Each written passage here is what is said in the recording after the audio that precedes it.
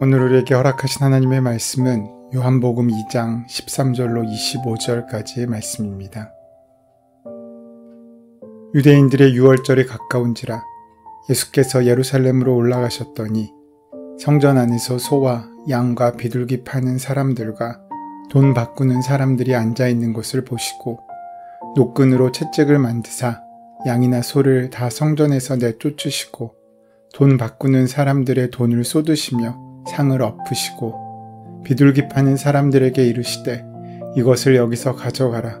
내 아버지의 집으로 장사하는 집을 만들지 말라 하시니 제자들이 성경 말씀에 주의 전을 사모하는 열심이 나를 삼키리라 한 것을 기억하더라. 이에 유대인들이 대답하여 예수께 말하기를 내가 이런 일을 행하니 무슨 표적을 우리에게 보이겠느냐. 예수께서 대답하여 이르시되 너희가 이 성전을 헐라. 내가 사흘 동안에 일으키리라. 유대인들이 이르되 이 성전은 46년 동안에 지었거늘 내가 3일 동안에 일으키겠느냐 하더라.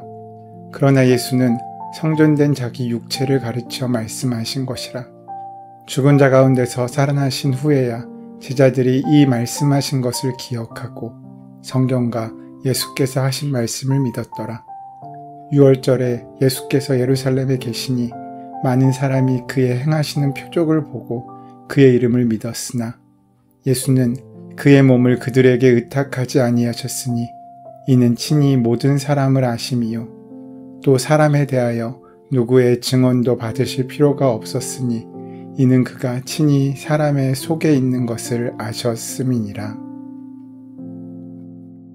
예수님께서는 가나의 혼인잔치에서 물로 포도주를 만드시는 기적을 베푸시고 가버나움으로 가십니다. 그 후에 유대인의 명절인 유월절을 맞아 예루살렘에 가셨습니다. 그렇게 예수님께서는 예루살렘 성전 뜰에 들어가셨는데 소와 양과 비둘기를 파는 사람들과 돈을 바꾸는 환전상들이 앉아있는 것을 보셨습니다. 소와 양과 비둘기를 파는 사람들이 성전에 있었던 이유가 있었습니다. 그것은 먼 곳에서 유월절 순례여행을 떠나는 사람들이 하나님께 제물을 바칠 짐승을 몰고 올 수가 없었기 때문입니다. 여행은 모험이고 고생일 수밖에 없었습니다. 성전의 관리자들은 먼 곳에서 오는 순례자들의 편의를 위해 제물로 바칠 짐승을 팔고 있었던 것입니다. 또 어떤 사람은 짐승을 데리고 왔지만 오는 도중에 상처가 날 수도 있습니다. 율법은 하나님께는 흠없는 제물을 드려야 한다고 말씀하셨습니다. 그래서 긴 여행 중에 가지고 온 제물에 상처가 났을 경우 이런 짐승을 상처나지 않은 것과 교환해서 제물로 드릴 수 있도록 도와준 것입니다.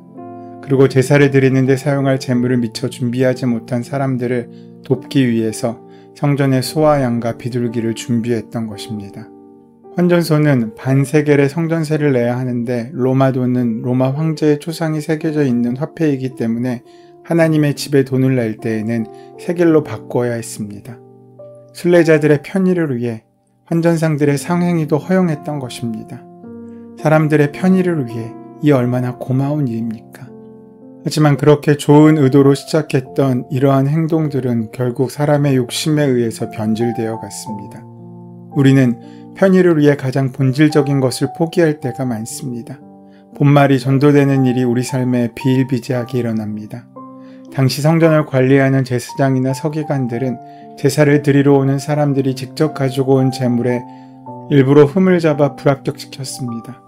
오직 성전 뜰에서 장사꾼들에게서 산 제물만을 합격시킨 것입니다. 그렇게 그들을 편의를 봐주며 독점권을 준 것입니다. 그들은 성전 상인들에게 독점권을 주는 대신에 상당한 물질적인 보상을 받게 되었고 상인들은 그러한 손해를 벌충할 목적으로 아주 비싼 값의 물건을 팔았습니다. 결과적으로 피해를 본 것은 가난한 순례자들이었습니다.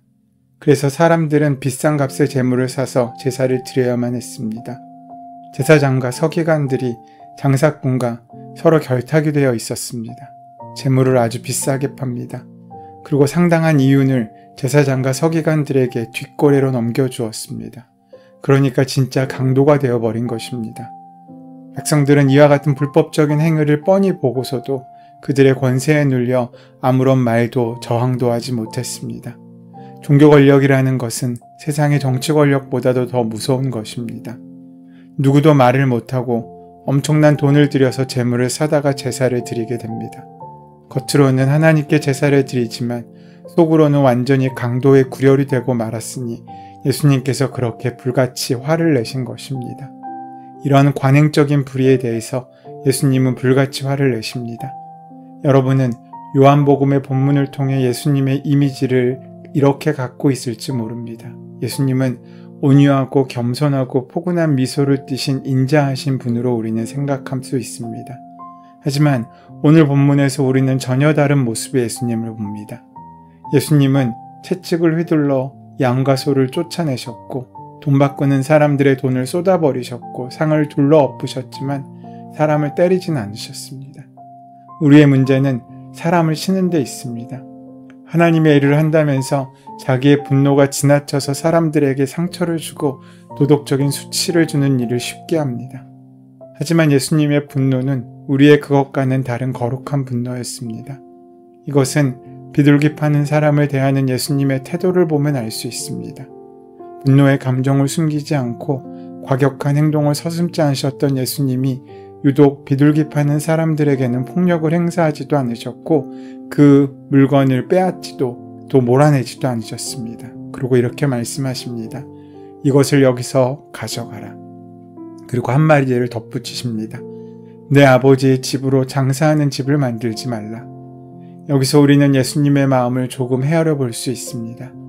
아무리 분노를 느끼고 계셔도 예수님은 분별력과 사랑의 마음을 잃지 않으신 것입니다. 분노의 불길 속에서도 예수님은 가난한 사람들의 처지를 헤아리고 계십니다. 소와 양을 파는 상인들은 부자들이지 않겠습니까?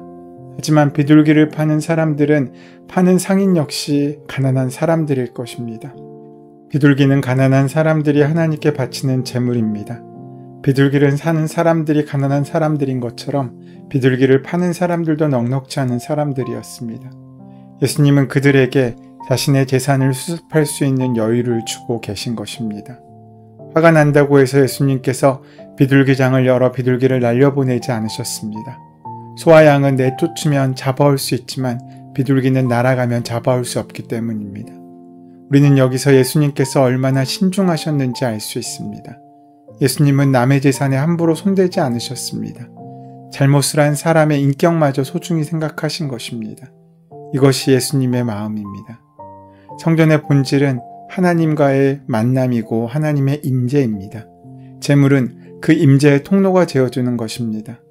하지만 그 재물이 하나님께 나아가는 거룩한 통로가 아닌 좋은 돈벌이의 수단으로 보이게 되는 순간 그들은 맡겨진 사명을 경건함이 아닌 사적인 이익을 위한 수단으로 삼은 것입니다.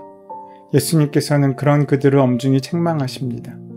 우리는 갈등을 피하기 위해 때로 누군가를 책망할 일을 꺼릴 때가 많습니다. 물론 사사건건 화를 내고 매사에 누군가의 행동에 간섭하는 일은 잘못된 일입니다. 사랑은 바라고 믿고 참아내는 것이라고 성경이 말했지 않습니까? 사람은 그런 신뢰와 사랑을 통해 성장합니다. 하지만 그가 잘못된 길로 나아가단다든지 다른 사람들에게 나쁜 영향을 끼친다면 그는 준엄하게 꾸짖어야 합니다. 그것이 진정한 사랑입니다. 성전을 청결케 한다는 것은 예배당을 청소하는 것을 뜻하지 않습니다. 성전인 우리의 삶을 하나님께서 원하시는 모습으로 바꾸어가고 가꾸어가며 성숙해 나가는 것입니다. 예수님께서 오늘 본문과 동일한 일을 공생의 마지막 유월절에서 동일하게 행하셨습니다. 그것은 우리의 삶의 성전 정화는 한 번에 끝나는 것이 아니라 반복적으로 이 땅에서 마지막 숨을 내어 쉬는 순간까지 이어져야 함을 깨닫게 해줍니다. 이러한 예수님의 모습을 본 유대인들의 반응은 이랬습니다. 이에 유대인들이 대답하여 예수께 말하기를 내가 이런 일을 행하니 무슨 표적을 우리에게 보이겠느냐. 유대인들은 예수님께 도대체 당신은 무슨 권한이 있어서 성전에서 이루어지는 일을 뒤집어 엎었는지 표적으로 증명해 보시오라고 말한 것입니다. 예수님께서는 성전의 본질, 영원한 성전이신 주님 자신에 대해 말씀하셨지만 유대인들은 성전을 그저 건물로만 생각했습니다. 그 당시에 이해하지 못하기는 제자들도 마찬가지였습니다. 제자들은 예수님께서 부활하신 후에야 이 말씀의 진짜 의도를 깨닫게 됩니다. 답할 것을 요구하는 유대인들에게 예수님은 이렇게 말씀하십니다. 너희가 이 성전을 헐라 내가 사흘 동안에 일으키리라. 건설 장비가 발전하지 않았던 고대에 사흘이면 웅장한 성전을 허물고 정리하는 것도 부족한 시간일 것입니다. 그래서 이 예수님의 말씀에 유대인들은 아주 황당했을 것입니다. 그래서 그들은 46년을 지어도 완성하지 못한 성전을 3일 동안에 일으킨다고 라고 반문합니다. 하지만 예수님의 의도는 거기에 있지 않았습니다. 21절로 22절까지 말씀해 보시면 그러나 예수는 성전된 자기 육체를 가리켜 말씀하신 것이라 죽은 자 가운데서 살아나신 후에야 제자들이 이 말씀하신 것을 기억하고 성경과 예수께서 하신 말씀을 믿었더라 라고 말씀합니다.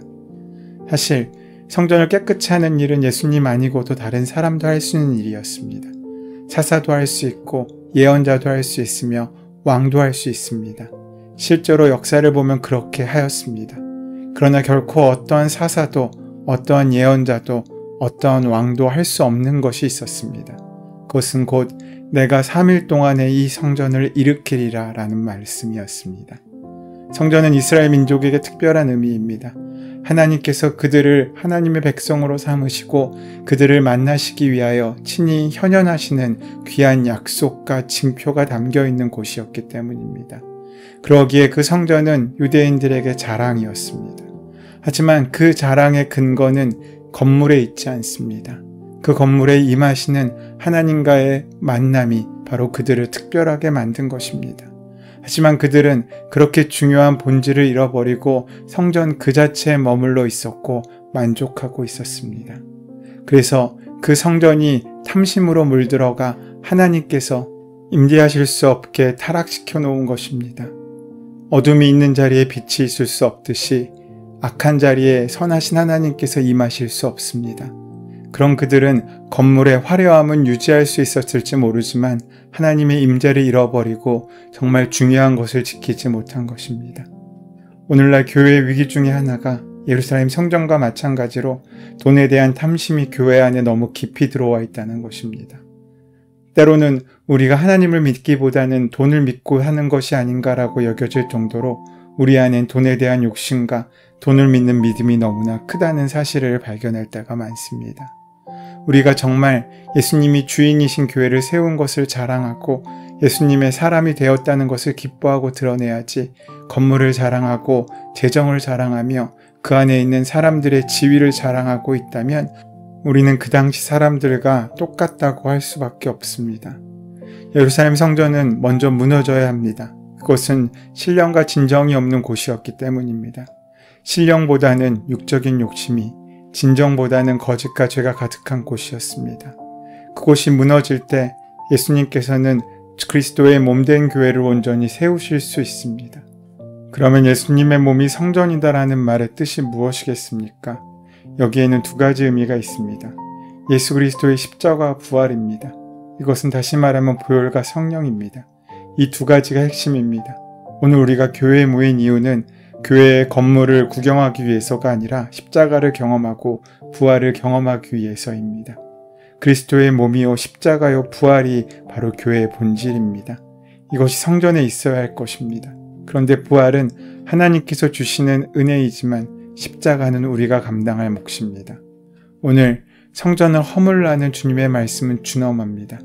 장사꾼들, 환전상들은 모두 쫓겨났습니다. 그렇다면 우리 안에 쫓아내야 될 세상의 욕심과 욕망은 무엇입니까? 그것을 온전히 쫓아내고 다시금 주님께 그 마음과 성전의 중심을 드릴 때 우리의 인생 가운데도 하나님의 임재를 통한 귀한 은혜의 삶을 회복할 수 있을 것입니다. 그 은혜로 살아가는 저와 여러분 되시기를 소원하고 축원합니다. 은혜의 주님, 탐욕을 앞세우다가 하나님의 임재에 대한 기대를 잃어버린 교회를 용서하여 주시옵소서. 주님의 집을 사모하는 열심을 새롭게 부어주셔서 우리 자신과 공동체가 세속적 가치관을 내몰고 온전한 예배를 드리는 거룩한 성전으로 회복되게 하여 주시옵소서. 예수님의 이름으로 기도드립니다. 아멘. 이제 오늘 이 아침 우리에게 허락하신 하나님의 말씀이 나의 말씀으로 들려지기 위하여 본문의 말씀을 깊이 묵상하시고 함께 기도하는 시간 가지도록 하겠습니다. 함께 기도합니다.